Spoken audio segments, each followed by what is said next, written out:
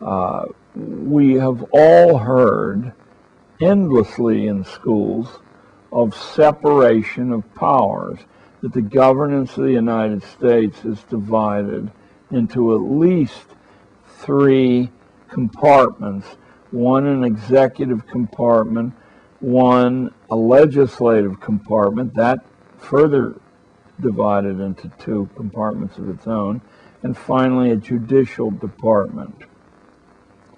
Now, a little bit of reflection should show you what the purpose of that is.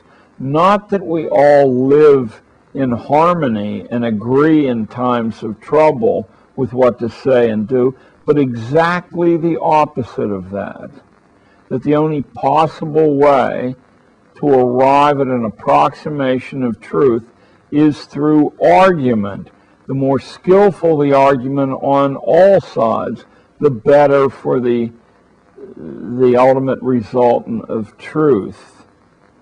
So that people who appear before you in the media and say, in this time of trouble, dissent is not wanted, are truly un-American, because this country was the world's first laboratory of dissent on the part of everybody.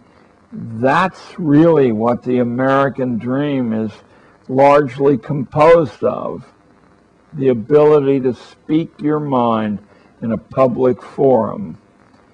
So that kind of understanding, which is kept under close wraps in public schooling, is examined minutely in these elite private boarding schools. There are many, many other working engines of our institutions that we're not allowed to understand. I might contradict myself and give you one more. The military, which is quite an expensive institution to maintain, even in times of peace, is always constituted at the fraction of 1 to 1.5% of the entire adult male population. Never heard that before? That was a rule or a principle worked out in Prussian Germany several hundred years ago. Now, your homework is to find out why that fraction, but I'll give you a clue. The prison population of the United States is very close to the military population of the United States, and that fraction, too, was worked out in Prussian Germany about 200 years ago. So you should expect the teachers that impact on your kids to be aware of these things and hundreds more like them, and to make that the meat of their contact with kids. And if you're homeschooling, do your homework. And that's not meant to be sarcastic. You'll grow each time you add one of these concepts to your own mental base. The fourth thing that private schools do, or elite private boarding schools do, that public schools hardly touch, are the repeated exercises in the forms of good manners and politeness, based on the utter truth that politeness and civility is the foundation of all future relationships, all future alliances, access to places that you might want to go there. Now, don't tell me, well, that's just common sense, because any public school I've ever been in, and I've been in hundreds, is a laboratory of rudeness, cruelty, sloppiness, coarseness. The fifth thing that private boarding schools emphasize is independent work. Think again about the possible reasons for that.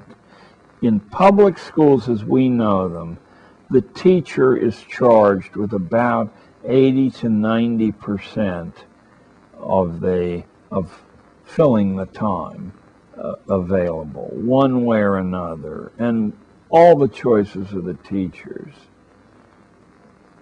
But in independent private boarding education, that ratio ideally is reversed. It probably never is completely reversed, but the weighting is shockingly different. The kids do most of the work. They're expected to do most of the work. They're expected to be resourceful enough to use the work of other kids also, not in public school.